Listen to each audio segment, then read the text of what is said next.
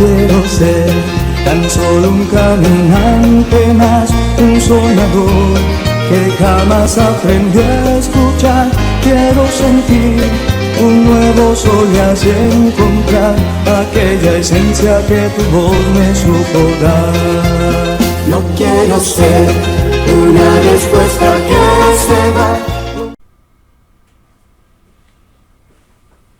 Hola amigos, ¿cómo les va? Yo soy un sembrador y todos somos sembradores en el campo del Señor. Y nos encontramos con un nuevo ciclo de videos. Estuve un tiempo largo ausente de la grabación de los videos y les voy a contar lo que me pasó. Estuve pasando un problema muy serio con la vista. Yo estoy operado de los dos ojos, del ojo izquierdo estoy operado 2 veces, pues tuve un desprendimiento de retina y después me operaron de cataratas y después me operaron de cataratas en el otro ojo. Entonces cuando me operaron de cataratas me pusieron lentes intraoculares, que son las que se ponen cuando alguna persona se la opera de cataratas.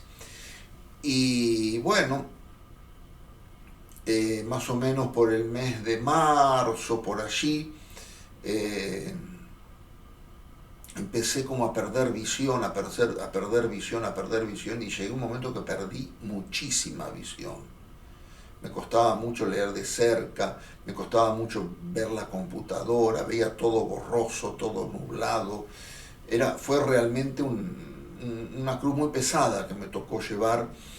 Y bueno, yo había pedido turno con el especialista, con el cirujano que me operó, a ver qué era lo que pasaba en los ojos.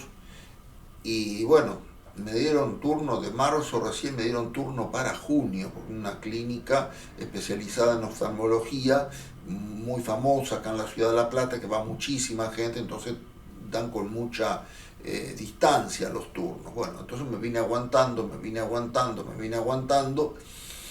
no quise ir a la guardia, todos me aconsejaban que fuera a la guardia, y yo más o menos ya vislumbraba que era algo de lo que podía ser lo que tenía.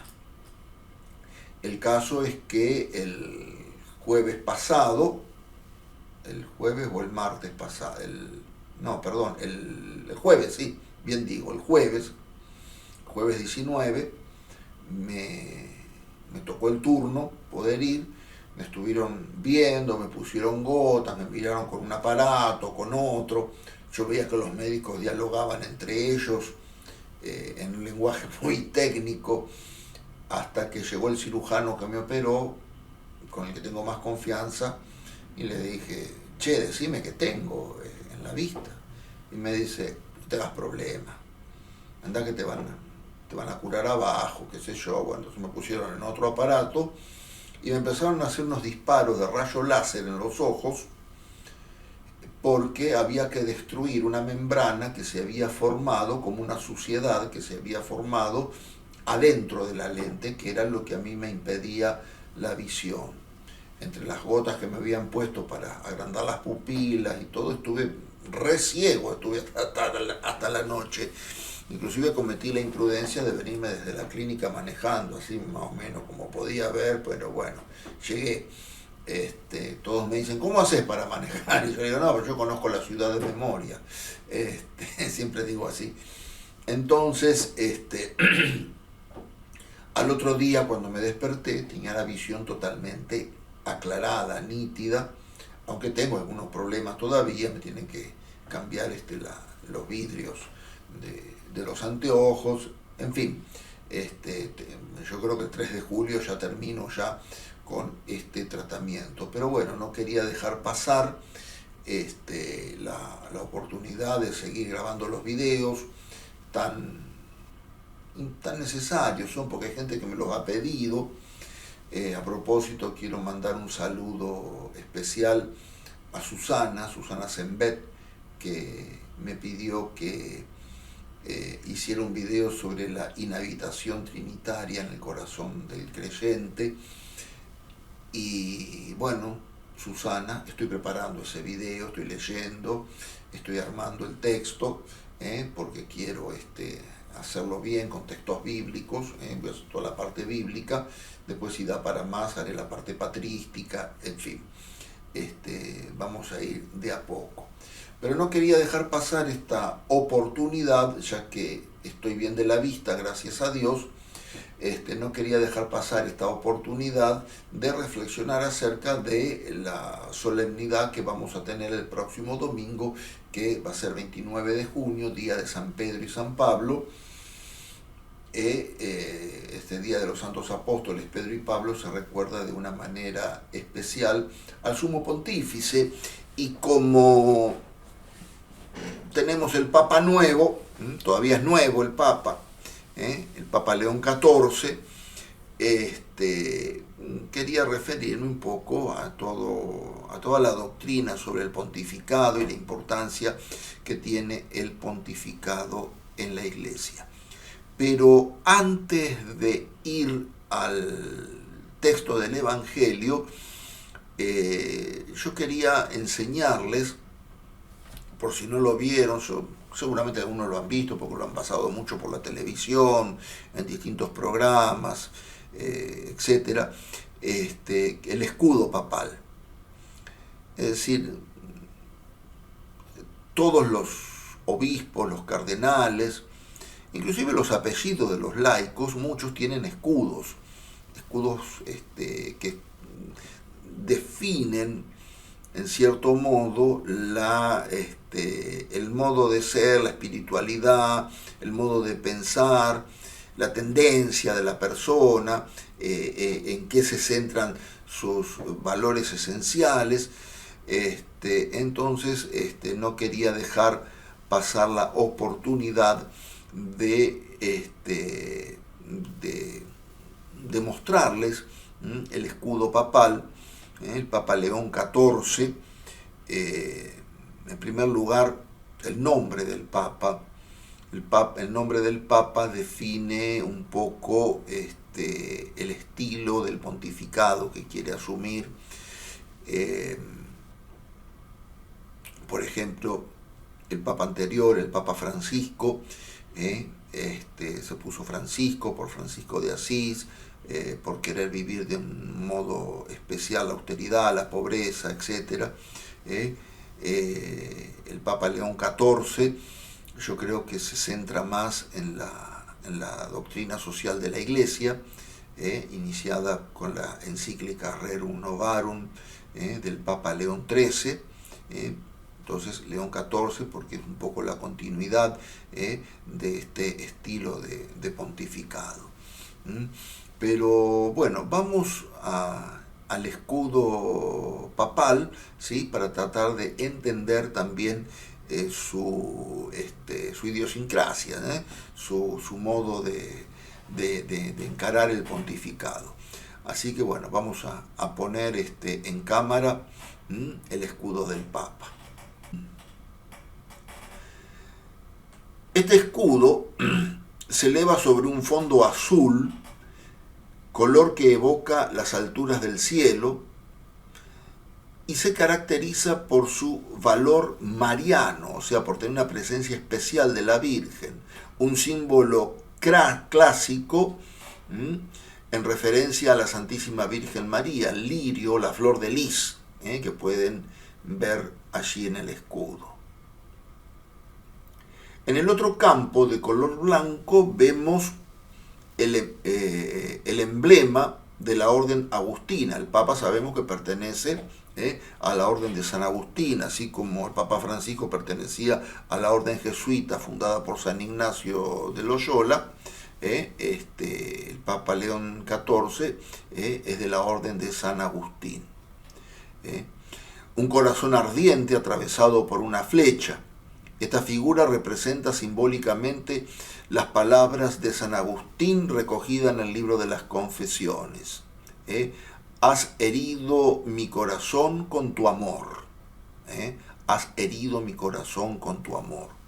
Se trata de un elemento que desde el siglo XVI estará siempre presente en el emblema de los agustinos, de los padres agustinos, aunque con diferentes variantes, ¿sí?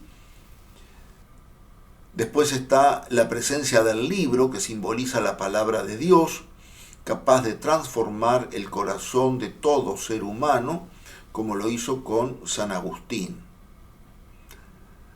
El libro recuerda también las iluminadas obras del doctor de la gracia, que regaló a la Iglesia y a la humanidad. O sea, San Agustín tiene una doctrina muy importante sobre todo el tema de la gracia de Dios.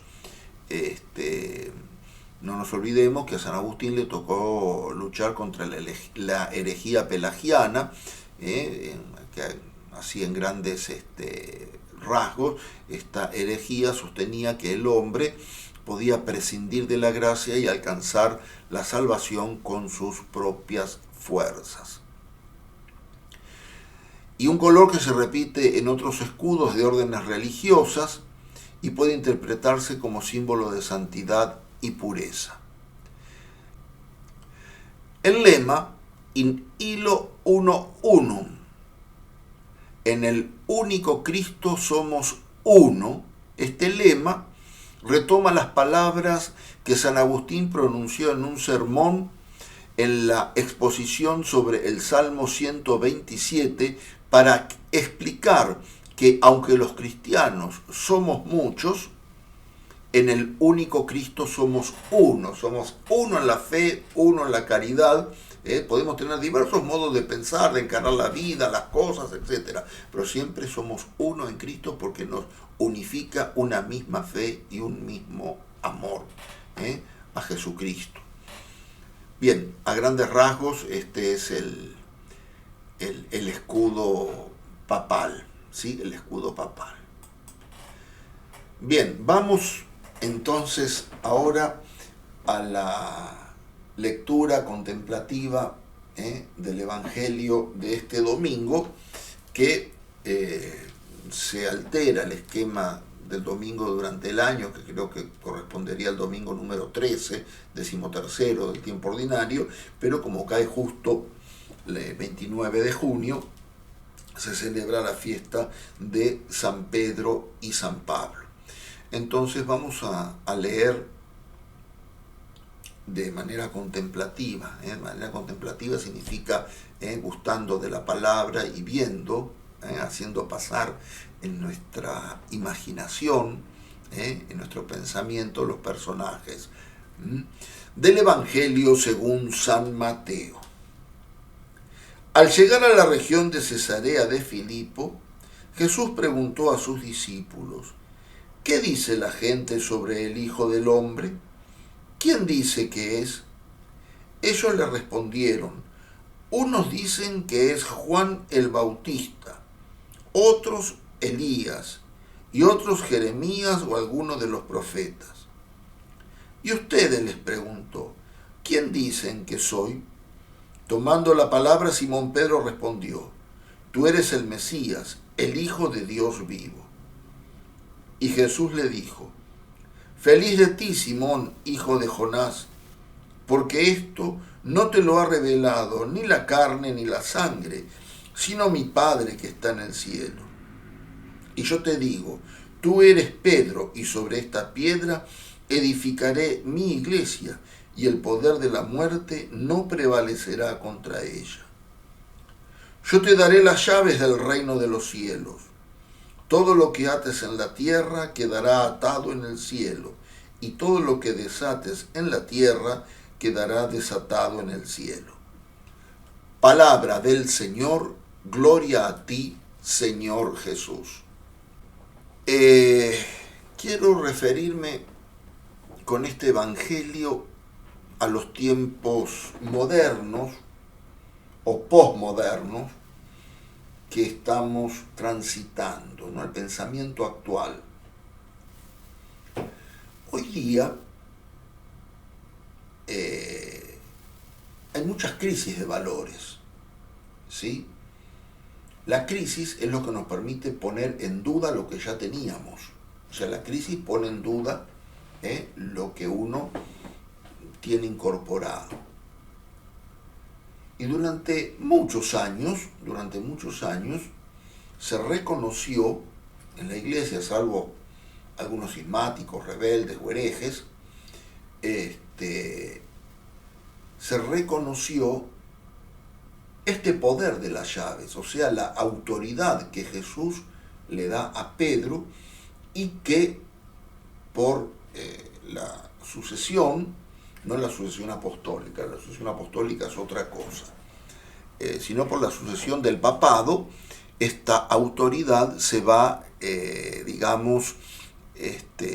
va transmitiendo de generación en generación y fue pasando a lo largo de la historia de la Iglesia, con muchas crisis, con muchas controversias, ¿sí? Pero hoy día, en que cuando ya creíamos que la fe estaba bien afianzada, comienzan a surgir, y sobre todo en los últimos años, comienzan a surgir crisis de autoridad.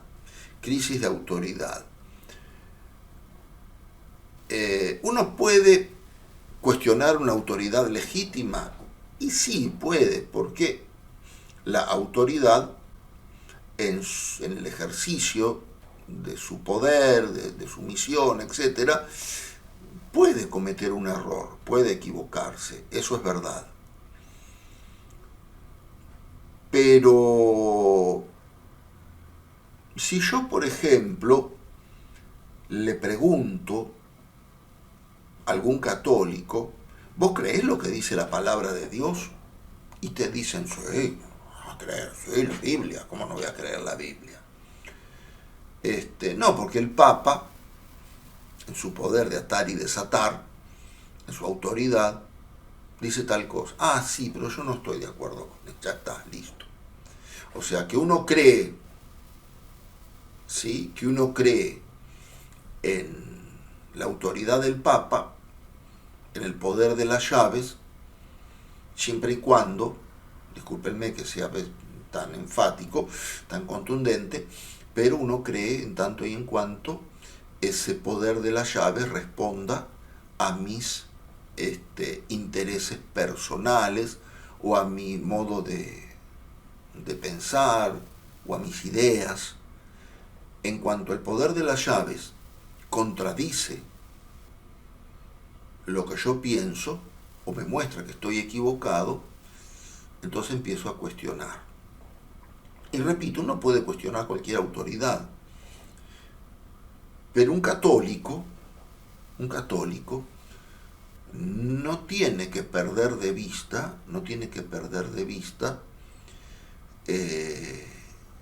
quién es el Papa. Y el Papa, a muchos les guste o no, el Papa en la Iglesia, según la doctrina de la Iglesia, es considerado el vicario de Cristo. O sea que lo que el Papa decide, eso lo refrenda el Señor en el cielo. Todo lo que ates en la tierra quedará atado en el cielo.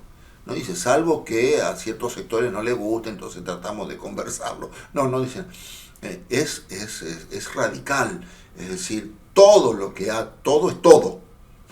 Todo es todo, tiene sentido de absoluto. Todo lo que ates en la tierra quedará atado en el cielo. Entonces tenemos sectores de la Iglesia o que se caracterizan por ser estrictamente conservadores, o que se caracterizan por ser estrictamente progresistas, y sabemos que los extremos son malos, porque los extremos del conservadorismo y el progresismo terminan tocándose en la desobediencia a la autoridad.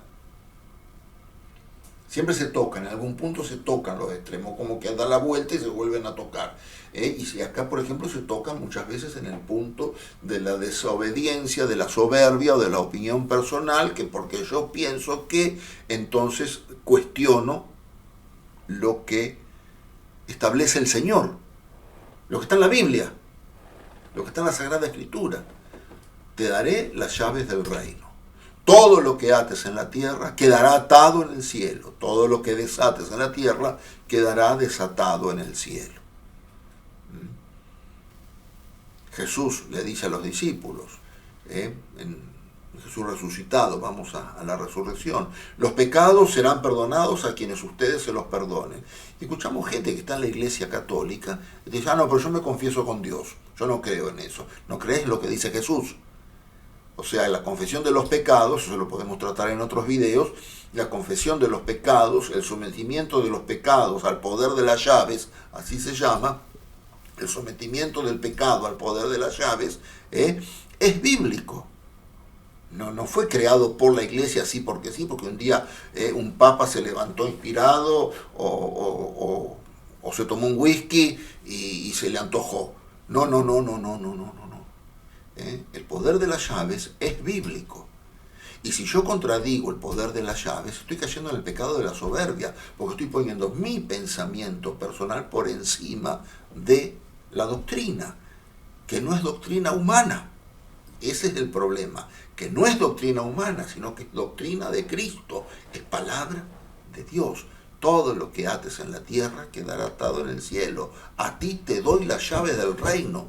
Sobre la fe de Pedro, sobre esta piedra, voy a edificar mi iglesia. Fíjense que después el mismo Pedro termina haciendo 50.000 macanas, y Jesús no le retira el primado en ningún momento. Al contrario, después en las apariciones de Jesús resucitado, Simón, ¿me amas? Apacienta mis corderos, apacienta mis ovejas. O sea, lo reconfirma en la misión que le había encomendado. Y Pedro sabe tomarla en serio, esa misión, por eso que el día de Pentecostés, Pedro, con toda la autoridad que tiene sobre todo el colegio apostólico, porque él sabe que tiene la autoridad que Jesús le dio, con esa misma autoridad sale a predicar, a hacer su primer discurso, su primera predicación, cuando vino el Espíritu Santo el día de Pentecostés, y en ese momento, por la predicación de Pedro y la acción del Espíritu Santo, se unieron a la fe en Cristo 3.000 personas, así de entrada, dice, ¿no? O sea, el grupito de los discípulos, el grupito chiquito de la iglesia, por acción del Espíritu Santo y la predicación de Pedro, fíjense cómo se cumple la voluntad de Dios, la voluntad de Jesucristo, sale Pedro a predicar, ahí nomás se unen 3.000 personas. Y hay otros acontecimientos, ¿no? Hay una parte que yo no le he escuchado a ningún sacerdote mencionarlo y yo la quiero reflexionar también. Cómo los discípulos reconocen la autoridad de Pedro, inclusive cuando estaban tan choqueados por el tema de la muerte y la resurrección de Jesús, porque eso choqueó el corazón de los discípulos.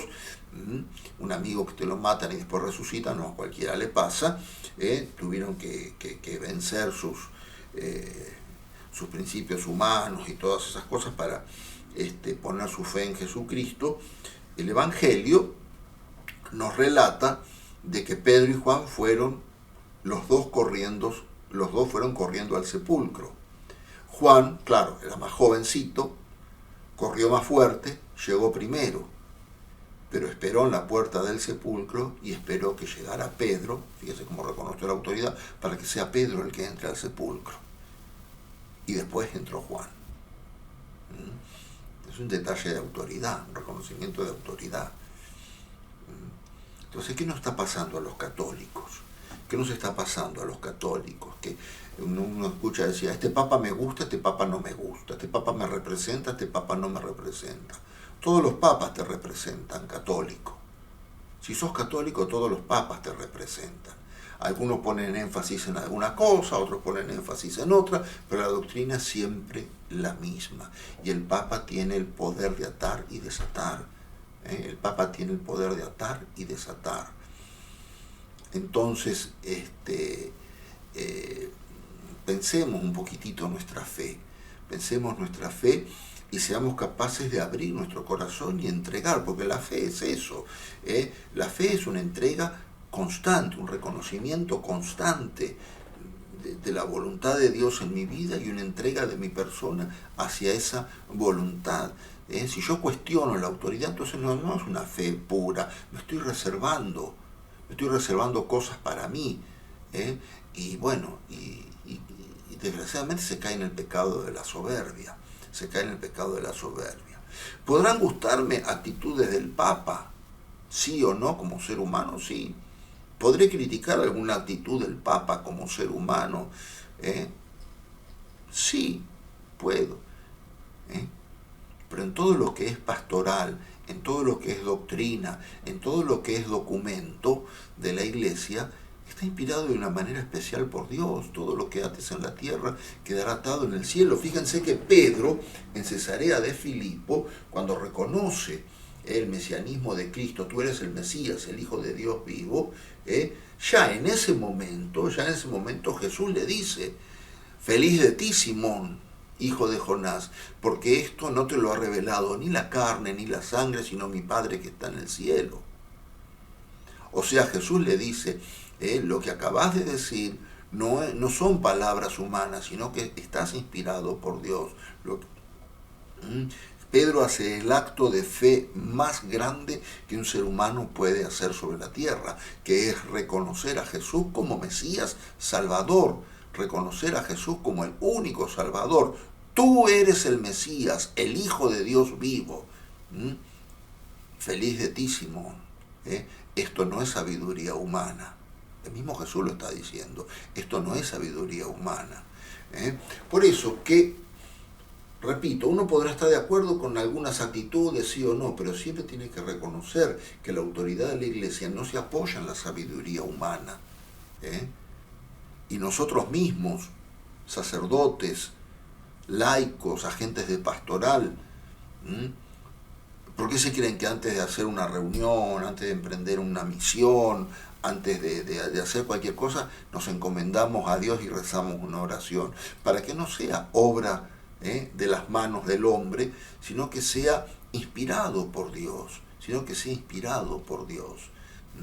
Y yo ya tengo la experiencia en tantos años de sacerdote, yo ya tengo la experiencia de que si uno podrá ser muy pecador, pero cuando uno se deja llevar por el Espíritu de Dios y hace la obra de Dios, uno puede palpar cómo Dios obra y cómo Dios toca y transforma los corazones. Entonces, dejémonos transformar. Seamos obedientes a la palabra de Dios. La palabra de Dios no tiene por qué adaptarse a mis conveniencias personales o a mis principios, sino que soy yo el que me tengo que adaptar a la palabra de Dios. Y si reconozco que Pedro tiene el primado, voy a estar obrando de acuerdo a los parámetros de la fe y no de acuerdo a la sabiduría humana. Entonces yo los dejo con estos conceptos. Feliz de ti, Simón, hijo de Jonás, esto no te lo reveló ni la carne ni la sangre, sino mi Padre que está en el cielo. Primero, sobre esta piedra edificaré mi iglesia, y sobre la fe de Pedro voy a edificar mi iglesia, la única iglesia que Cristo fundó, la iglesia católica. ¿Sí? Sobre esta piedra voy a edificar mi iglesia. ¿Sí? Te doy las llaves del reino. Todo lo que ates y desates, yo lo refrendo en el cielo. Mis hermanos, hasta aquí la reflexión sobre el primado del sumo pontífice.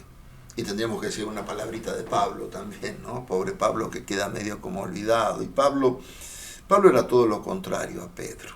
Y fíjense cómo compatibilizaban en una misma fe. Pedro era un pescador, un hombre rudo, de escasa cultura, cabeza dura, un hombre ya lleno de mañas, un hombre grande era, ¿sí? Que le trae muchos dolores de cabeza a Jesús, cuando se apura a responder, cuando le corta la oreja al sumo sacerdote, cuando lo niega, al sumo sacerdote, no al servidor del sumo sacerdote, como nos dice ahí en el Monte de los Olivos, lo relata el Evangelio según San Juan, cuando lo niega a Jesús en la pasión, etcétera, etcétera. Pablo era un hombre de convicciones fuertes, de una sólida cultura, formado en la escuela de Gamaliel, que era un fariseo muy docto, muy inteligente, muy conocedor de la ley. El Pablo mismo se llama fariseo, hijo de fariseos, era judío y a la vez tenía la ciudadanía romana. No era un hombre inculto Pablo, sino que por el contrario, era un hombre de un carácter muy aguerrido, de convicciones fuertes, se tomaba en serio, por eso que sale a perseguir a los cristianos en el camino de Damasco, que es donde tiene su conversión, pero cuando descubre a Cristo con esa misma vehemencia, con esa misma intensidad, comienza a ser apóstol de Jesucristo, y toda la fuerza que había empleado para perseguir a los cristianos la emplea después para ser predicador del Evangelio. El mismo Pablo lo dice, el mismo Pablo habla de su vida, de su cultura, y es un hombre realmente, se transforma realmente en un hombre de Dios, en un hombre inspirado por el Espíritu Santo, porque si uno lee las cartas de Pablo, no se le cae a Pablo el Espíritu Santo de su boca, todo el tiempo está hablando del Espíritu Santo, ser conducidos por el Espíritu de Dios, el Espíritu ora en nuestro interior, los frutos del Espíritu en la carta de Gálatas, qué sé yo, muchísimos. Y ambos unidos en un mismo martirio, en una misma fe. Ambos dan la vida por Jesucristo. Pedro por la cruz y Pablo por la espada. Ambos enterrados en Roma. Pedro ha sido hasta la Basílica de San Pedro, que todos tenemos muy presente allí en la colina vaticana, y Pablo fuera de la ciudad, extramuros, fuera de la ciudad, donde se levanta la Basílica de San Pablo, una bellísima basílica también, pero que hay que salir de la ciudad de Roma para poder visitarla, y es realmente una obra majestuosa, hermosísima. Uno cuando va a Roma puede vivir de una manera especial la fe católica. Así que bueno, vamos a pedirle al Señor en esta fiesta de San Pedro y San Pablo, a pedirle por nuestro querido Papa, el Papa León XIV, por nuestro querido Papa León XIV, vamos a pedirle por él, por sus intenciones, para que el Señor no permita que caiga en manos de sus enemigos, porque la Iglesia de Dios, el primer enemigo que tiene es Satanás, pero el Evangelio de hoy dice que las puertas del infierno, el poder de Satanás, no va a poder contra la Iglesia, no va a poder contra la Iglesia, siempre va a tratar de atacar la fe, la moral, pero nunca va a poder derribar a la Iglesia de Jesucristo, nunca va a poder derribar a la Iglesia de Jesucristo. Y pidamos también por cada uno de nosotros para que sepamos aceptar la doctrina del Papa, que es doctrina de Cristo, aceptarla con fe. Ahora sí me despido, nos estaremos viendo para el próximo. Chao amigos, chao, chao. Seré